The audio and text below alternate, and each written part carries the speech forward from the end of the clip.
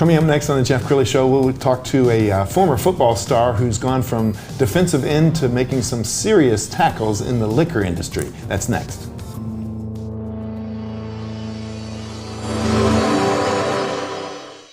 Many are predicting that the worst is yet to come, which is unfortunate, said one person here. Until now, they've enjoyed the reputation of being the nation's icebox. Watched a burglar in his home this morning by webcam. As a journalist of over 25 years, stories are what make my world turn. Reporting live from the Dallas newsroom tonight, Jeff Crilley, Fox 4 News. But in 2008, I took the jump from my familiar life and started a PR firm from my home. We're talking about anyone with a camcorder like the one I'm using becomes a television network. We started slowly growing the company, and we now have over 100 clients, and we've branched into the world of live digital broadcasting. I now own 8 different TV studios and have a huge team, and the stories that I now get to share are sometimes the most important of my life. Life has a funny way of coming around full circle. This is the Jeff Crilley Show.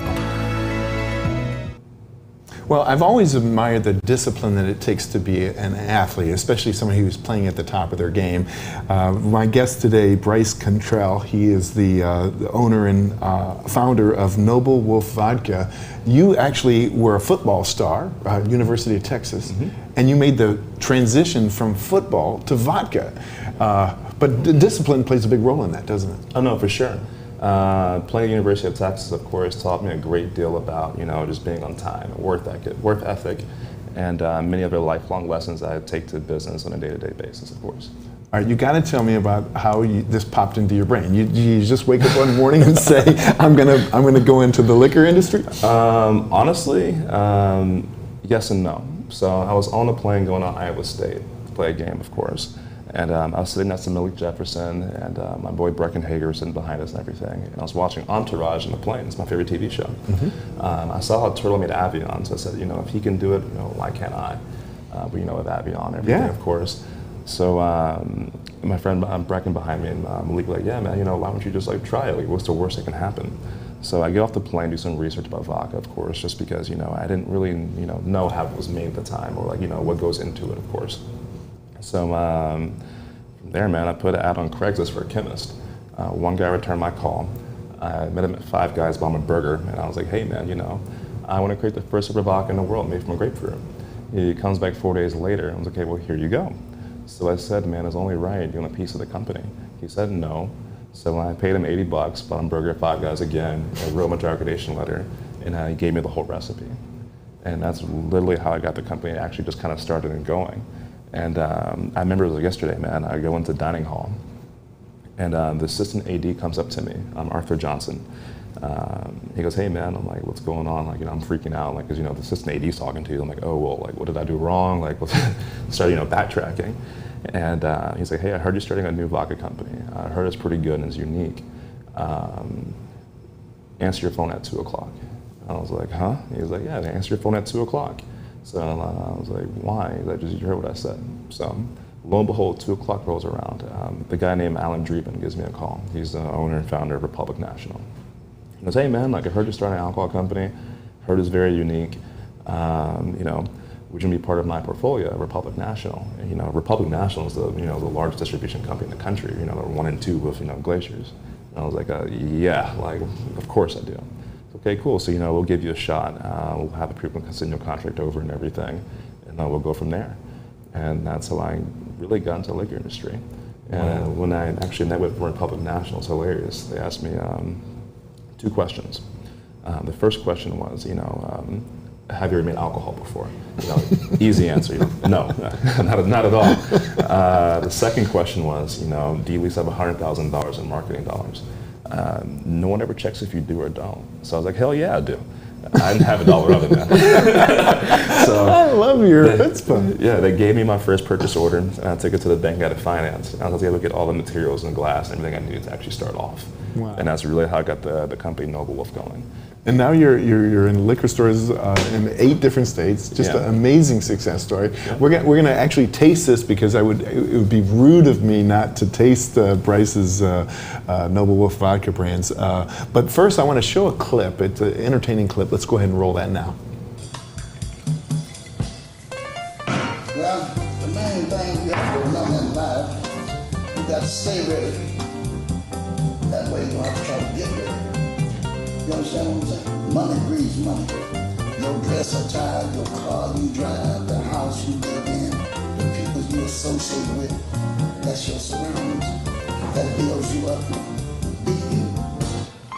Be you at all times. Okay. Appreciate it. Me. Nice meeting you too. Hey, what do you go by? Most of my friends call me Mr. Normal. So you can call me Mr. Normal. Consider you as my friend.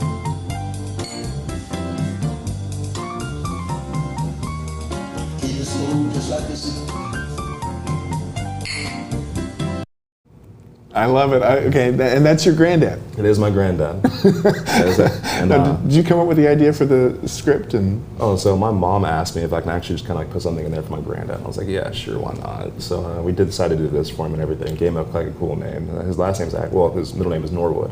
Yeah. So it was Wilbert Norwood Starks. So we were like, oh, okay, Mr. Norwood. So that would be funny to just do like a video between me and my granddad and everything. Wow. Yeah, he means a lot in my life. okay, well, let's start with the. Is grapefruit your original? Yes. So Okay. all my vodkas have a base of a grapefruit. Okay. I don't use any wheat, potato, or corn at all. The base of the vodka is actual grapefruit, and it's actually the first one in the world because of that. All right. As you're pouring this, I want you. How did you come up with grapefruit? Because it's not something that you instantly think of vodka and grapefruit. Not at all. The grapefruit acidity is so high, it actually counts the ethanol on the vodka and makes it better fit and hold for ethanol. And that's the reason why I chose a grapefruit. Well, that and because no one else has really done it before. Okay. So that's why I was like, okay, well, if I wanted to be in the alcohol industry, I couldn't come out and make another just, Right. wheat, potato, corn-based vodka, Right. or grain-based vodka. I would have to do something different. And with me doing that, they gave me a leg up over the bigger guys, who Yes. had, millions of dollars of backing, which I didn't have. Yes. So I own 100% of the company. And it's one of those things where, once again, for me to get started, I have to do something different. And that's the reason why I did All it. right. Let's toast to your success. All right. Appreciate I'm experiencing this for the first time. Dang. That's smooth. Thank you. That's really good. Thank you. All right, I'm going to sip just because I no worries, don't no want worries. people to judge. But that is really, really good. I appreciate it. Okay, so tell us the hurdles you had to jump through to get the licensing and then get your distillery. Oh, man. So like I said earlier, since I didn't have, hundreds of thousands of dollars, just to get, started as far as like owning my own distillery, I actually had the vodka and everything, or with my brand essentially, made in Florida at first. And with that being said, that basically gave me that kind of like a good holding, or first good place to start off with the brand. And as the company progressed throughout the first year, I made enough money to buy my own distillery up in Denton, Texas. And that opened up this past June, actually. Wow. And I'll be looking forward to doing, like tours and everything in the near future, of course, just because of COVID, the city won't let me. Yes. But the hurdles we ran into, man, it was actually kind of just, just normal red tape. The city treats me like a ticking time bomb because it is a distillery, rightfully so, of course. But that was just kind of like the obstacle. But you're the pride of Denton and the first distillery. Let's go ahead and put up an article. I mean, a unique spirit. Denton's first distillery produces vodka from grapefruit. I mean, clearly the town has to be proud of you. Oh no, for sure. I get a lot of people that come by on a day-to-day basis just to come see the place, and I always let them just come inside. Okay, cool. You come in, just come look around and everything. But as far as like a tasting room, the city keeps urging me to kind of push me to do it down the road. Yes. But it's just one of those things where I'm just kind of taking it at my own pace, just because it is a new facility, of course. I'm trying to work out some kinks here and there. Sure. But like I said, in the near future, definitely I'll have a tasting room, people come and enjoy. That's awesome. And you said before we went on the air that the name Noble Wolf actually is kind of a tip of the hat to your high school? It is a tip of the hat to my high school. I went to Plano West Senior High. We were the Wolves. And my little brother's best friend, Cameron Mazzoni, is actually the person who came up with the name Noble Wolf. I was texting the group text one day, and I was like, hey man, I'm starting a vodka company. Do you guys have any ideas for names? And he was like, hey, well, how about Noble Wolf? And I was like, hey, there's a little ring to it. So unfortunately, Cam, thank you, I appreciate it, but I had to take it.